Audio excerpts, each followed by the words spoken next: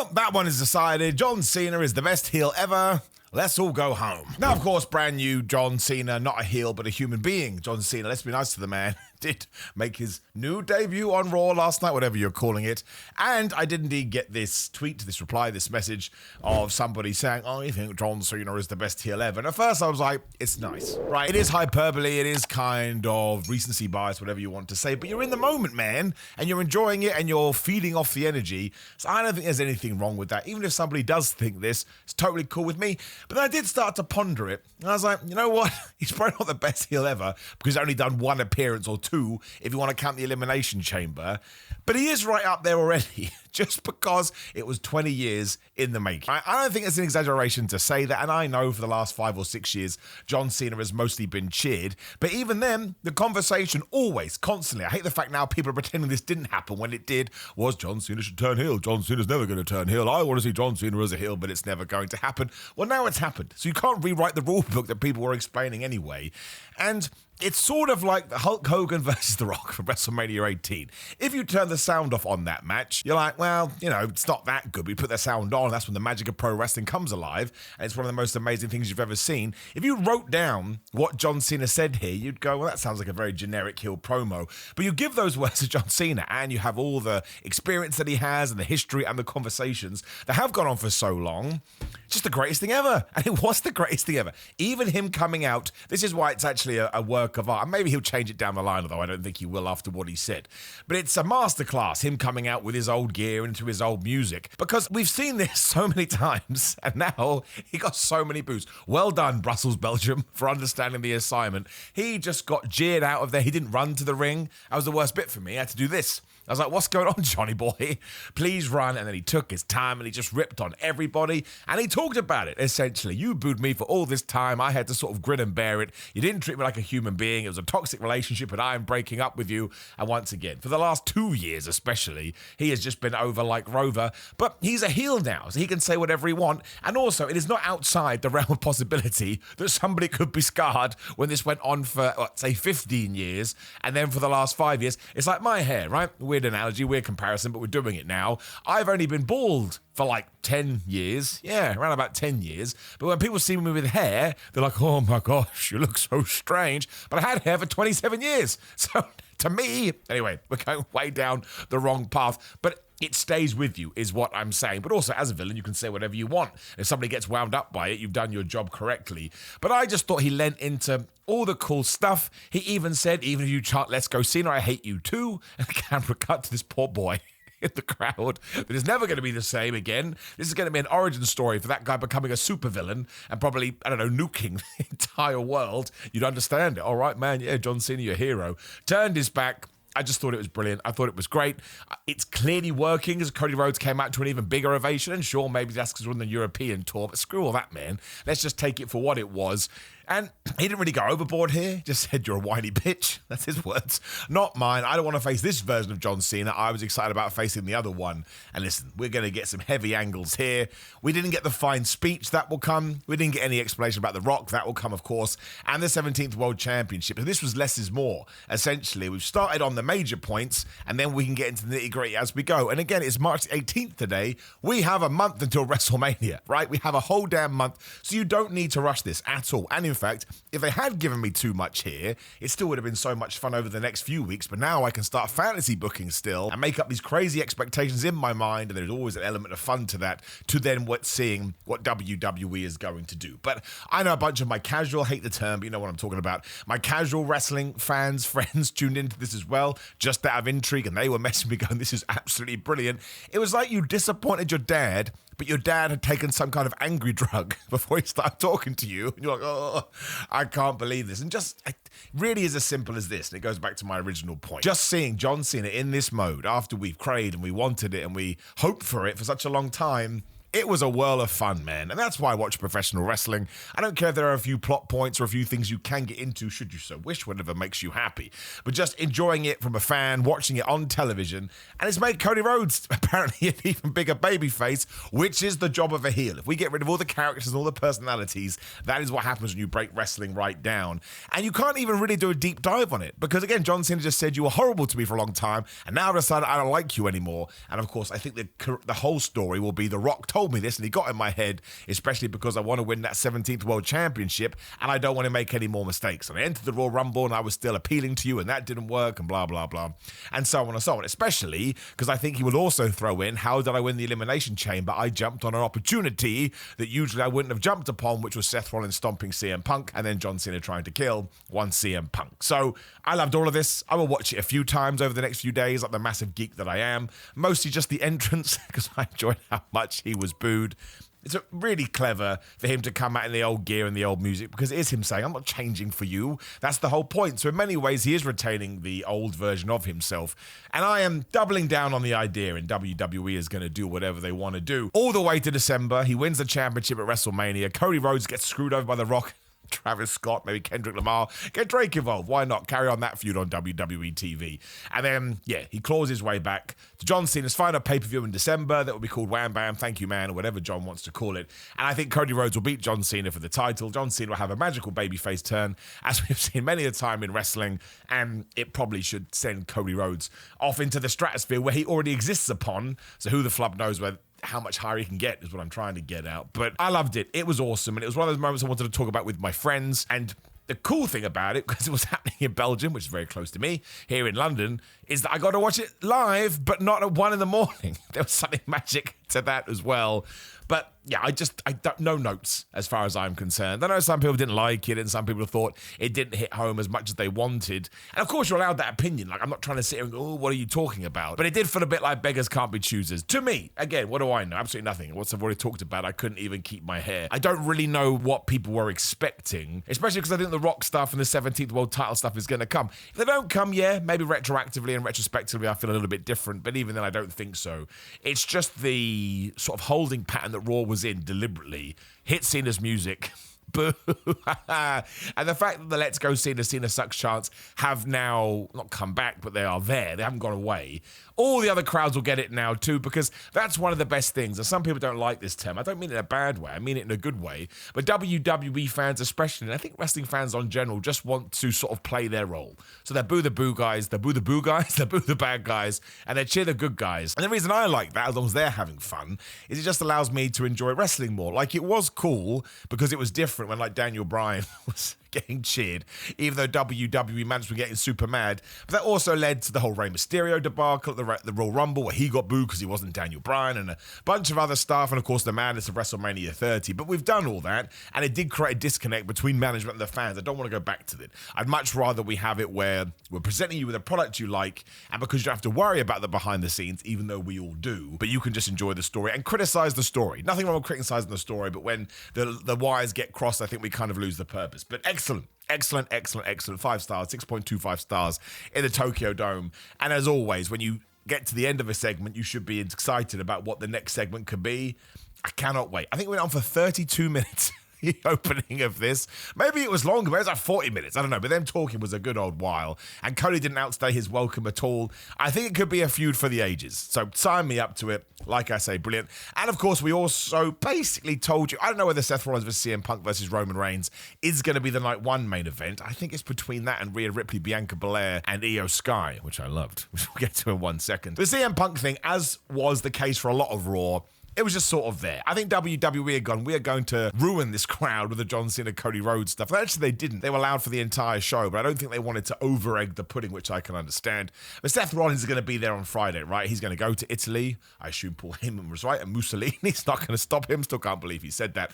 But we're going to plant the seeds, and somehow we're going to get to that triple threat match. I think there's actually more jeopardy in that match than Cody Rhodes versus John Cena. I'm convinced that John Cena has to win. He can't go on this kind of a heel turn and lose. That would drive me nuts. I'll go on Reddit and I'll complain. But with Seth Rollins, CM Punk, and Roman Reigns, you can go in any direction you want. You have to do the singles matches too. Does Paul Heyman come into play? Again, is the Paul Heyman story going to be something to do with the main event? There's no world title on the line, of course, but it's pretty easy to set up now, and I think Seth Rollins kind of planted those seeds. You know, I could have finished off CM Punk. Roman Reigns is such an idiot. You pulled me out when I was going to super stomp him to death, and now we have to get this done. I think it's a superb match on paper, and there are some people that would rather see the singles matches, understandably. But I always like to go back to 2020. If you had told me in 5 years' time I was going to get CM Punk versus Roman Reigns versus Seth Rollins, even at the Royal Rumble 2022, when it was Reigns versus Seth, or was that 2021? Wherever the flub it was. If you had said, oh, the next time we run this back, CM Punk is going to be involved, you'd be like, talking about, you crazy imbecile, and you would have never talked to that guy again, and now you'd be in a lot of trouble. And I think the other reason I like it is it's pretty simple booking. Io Sky and Bianca Ripley is totally nuts. So you have a very, very respectful contract signing between Bianca and Io. Anna Pierce over the moon, my bald brother, love that guy. And he was all like, this is great. Everybody's learning. Rhea Ripley comes out, she beats everybody up, and she signs the deal. Now, this is not legally binding. This is madness. We said on Ups and Downs for What Culture. Please check out that massive review and recap by going over there and subscribe to me too, and interact with this video as much as you possibly can. Also, Grill of Mine got a massive sale at the moment. grillofmine.com/Simon get 25% off some of their products. These are good fitness supplements and baldy teas, but let's not get distracted here. But it's not a thing, right? You can't super kick somebody as you're about to sign your house agreement and take their house. You can't take somebody's job by giving them a pile driver and writing your name on a piece of paper. But I felt like Adam Pearce made that very clear later on. He was like, Rhea Ripley, you're being a child. You can't go squiggly wiggly and think you're going to get what you want. But Rhea doesn't care. Rhea kind of acted like she was out of her mind. I do love it when wrestlers believe this is true. Again, I use this example all the time. You can get chucked out of the Royal Rumble and still eliminate people, even though you're not officially still in the match. And I'm sure because Bianca Belair and Io Sky attacked her after because they were so mad she got involved, eventually Adam Pearce is like, I can't let this keep happening. You're just going to be in a triple threat match. Now, we've already kind of got due course here that he could just say, Rhea, you'll be the first, you'll be the number one contender post-WrestleMania. But it's WrestleMania, damn it. And I want my really good matches. And if Triple H is true to his word, and it's all about momentum and what feels like the main event, I think given reactions, especially the one for Rhea Ripley, and the fact that all the three other baby faces, that right now the fans are like, yeah, we don't care, we're going to cheer all of you, it could work itself into that position. I wouldn't mind at all, because would I like to see Io Sky come out with a women's championship? I think I would, you know, because it would be so surprising. Do I think she will? I'm 50-50 at the moment, but I liked the difference in setup of these two matches, and of course we'll do the big angle on Friday with Punk and Roman and Seth, but a lot of people are mad that Rhea Ripley signed this, but I think Adam Pearce made it clear that it's not official, man. You're just being a child. He said these words. And Rhea didn't seem to give a flub. Rhea was a little bit like, my back's against the wall here, so I'll just try all avenues. And if it does work, even from a psychological standpoint, I just don't want the goofiness taken out of wrestling, right? You will understand this if you've seen any of my content. I just want to have fun like Cyndi Lauper, who was responsible for a lot of this, if you go back through history. And taking this away just when it's, I want to call this not serious. I don't want boring, serious wrestling all the time. Flub me, man. I got real problems in my life. I want it to be as dumb as possible, as long as it's fun. And fun is number one. I should also point out as well, just a few people have asked, yes, check out the Overlap podcast, which for my American friends is a football/soccer podcast over here. I did indeed sit down with a bunch of fans, Jamie Carragher and Paul Scholes. I don't know how this happened. Go check it out and go say, you know, Simon, do it again. And maybe they'll invite me back. Maybe they won't, but just watch it and go interact with all their socials as well. But they were my favorite things. I love Penta and Ludwig Kaiser in the No Holds Barred match. We are clearly setting up Penta versus Bron Breakker, but I think that'd be a multi-man. I think Ludwig Kaiser could still get into that. Sheamus will probably pop back up. You can still do something with Finn, AJ Styles, Logan Paul. There is a lot of people to get on this WrestleMania card, not a lot of time. So I think we'll get a multi-man for the US Championship as well. But it was just a good match. And Penta is mega over. And of course, it ends with Bron Breakker and Penta looking at each other raw in its entirety. Because we had Finn Balor versus Bron Breakker and Carlito got involved.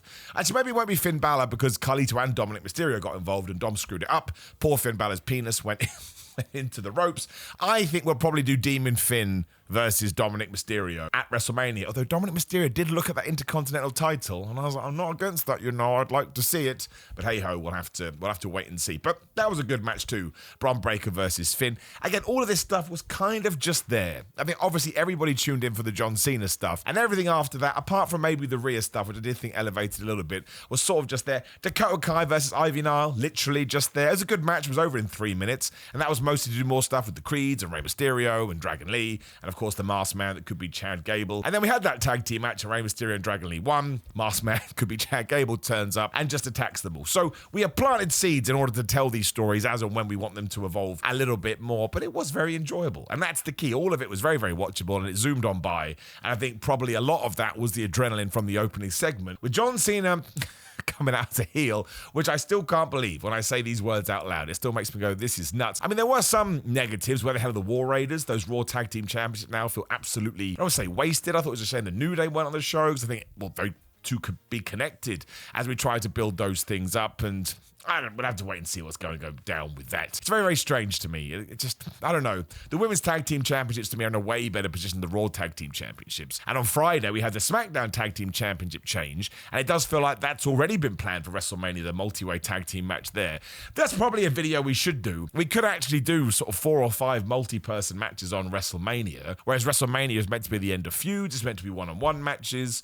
Is that a problem having 2-day WrestleMania? Does it actually leave us too much room? So then all of a sudden you're not just leaving a few people off the card, you're leaving a load of people off the card, and you don't want to do that, so you kind of sneak them all back on. I don't know, something to discuss in the comments maybe, but you need to go see the John Cena, Cody Rhodes stuff as far as I'm concerned. I suppose we did build the Jey Uso stuff as well. He beat Austin Theory in 36 seconds with a crossbody, according to Michael Cole. And then, yes, I don't want to talk about this again. We'll talk about ups and downs. He flubbed a dive. And now all these people that don't like Jey Uso, you're allowed to like Jey Uso, right? But maybe pick things that actually make sense. Oh, he didn't do a dive very well, therefore he shouldn't be the WrestleMania main event. He has hit that dive every other time, essentially, that he's tried it. Is he not allowed to make a mistake? I really get annoyed about this. Maybe it's because I wrestle too. And that's not to say you're not allowed an opinion. Everybody's allowed an opinion on wrestling. But I understand how things can go wrong. And you look back on them when you go, well, that doesn't make any sense. I approached it and I did things exactly the same way as I'd done the last, 3 months, 4 months, 5 months, 6. And then all of a sudden it fell down. Like I took a German suplex the other day. I just didn't go up for it. I don't know what happened. And the poor guy had to sort of drag me over. And it didn't look very good. Totally my fault. I mistimed my jump, or I wasn't feeling it correctly. But at the time, consciously, it didn't feel like I had done anything differently. But that's professional wrestling. So for people that jump on botches, I hate that term. I don't know why. It just irks me so much. It was a mistake. It's like your job. I'm sure, even if you're working McDonald's, I'm sure every now and then you would have gone to put the cheese on the burger and missed. Or something happens, or it's not completely centered. I don't know. Anyway, I don't think it matters. I like the fact that Jey Uso was able to stand tall here. Obviously, he beat up Grayson Waller and Austin Theory. Then he beat up Gunther as well. That was good. I made a mistake on ups and downs, so I try and correct myself here. This is why you should never be so full of yourself as I was. I was like, well, it's definitely going to be Jimmy Uso. No, it's not. Raw's in Glasgow. It's probably going to be Joe Hendry. Of course it is. He'll get a mega pop. It's just the easiest thing in the world because he has a relationship with them. So I'm a buffoon, but either way, I can handle that. It's going to be nice to see Joe back. And the Usos together is always a fun time. So, yes, the John Cena Cody Rhodes thing is where you want to go and sit, and we should discuss it. And if you don't like it, great, man. Drop me a comment and tell me why you thought it sucked. It's not that you can't think that it sucked. It's just a lot of people, I read what their opinion was. I'm like, they were never going to be able to win, were they? Unless John Cena came out and said, man, I'm going to kill some kids. That's what they wanted. They wanted the most extreme. The Rock told me. I don't know. But I just think it was a moment in time I felt, it sounds so sad, so you have to forgive me, but I felt like a real cool, is pleasure the word I want to use? I just thought, isn't it nice I get to experience this with a bunch of other people at the same time? Something you can never do. Again, it would be like Cody going heel in 2045. I've exaggerated it, and I've said that before, but it's a similar kind of a deal. And the fact it comes with the fact The Rock went heel last year and John Cena went heel this year, we're going to have to find an all-time babyface to go, no, Steve Austin. No. Steve Austin can never go heel again. Although I guess he did his back in 2001. He is talking a lot about WrestleMania recently. That's how I want WrestleMania to end. I want John Cena to beat Cody Rhodes, probably via shenanigans from The Rock and Travis Scott. I mean, no two ways about it. He's in the group, and then as that group is about to descend on Cody Rhodes and finish him off, you get the glass break, and Austin finally comes out. Would totally justify why he wasn't there for WrestleMania 40. Can you imagine that pop? How excited I would be. I would lose my damn mind. And it also means, even though WrestleMania is technically ending on a bad note because Cody Rhodes lost his championship after a year, if it actually ends with Cody Rhodes and Stone Cold Steve Austin celebrating in the ring, nobody is going to give a flub. Of course, aside from that one guy, you can't do anything for that one guy. You can make that guy WWE champion. He'd go on Reddit and go, I shouldn't be champion. But what's going on? Why can't you find any positive in life? A lot of grifters these days, friends. Maybe I'm grifting positively too. I get told that. It's not true. It's genuinely how I feel. But decent episode of Raw with an all-time angle to kick things off. And yes, please do tell me what you think. Maybe you hated it. Maybe you're on the side of heel John Cena. I am a little bit, just because I was like, you are a human being, John. You're not a babyface or a heel. That was the other thing that kind of sparked people off, is that should we be using insider terms on the television? As long as we don't look into the camera and go, oh, this is predetermined and the results are not real. As long as we don't do that, I don't mind it. I really don't. It's not like we haven't heard it 1,000 times before. It's not like fans don't use it in their everyday vernacular. And it's not like we didn't have it on the first day of the Netflix shows. That doesn't bother me, the speeches that we're going to use. I just don't want what WCW did when it was, who was it? It was Goldberg, Scott Steiner, and Kevin Nash, I believe. And you had the commentators going, well, he's going off script. Kevin Nash is meant to, or Goldberg's meant to lose. No, you can't do that. You still have to allow me to suspend my disbelief. But I don't think John Cena using, hero-villain terms with babyface and, because you could use that in other walks of life, I suppose. I'm sure you do if you're a mega wrestling fan. If you fall out with your girlfriend, you're like, man, they were the heel, I was the face.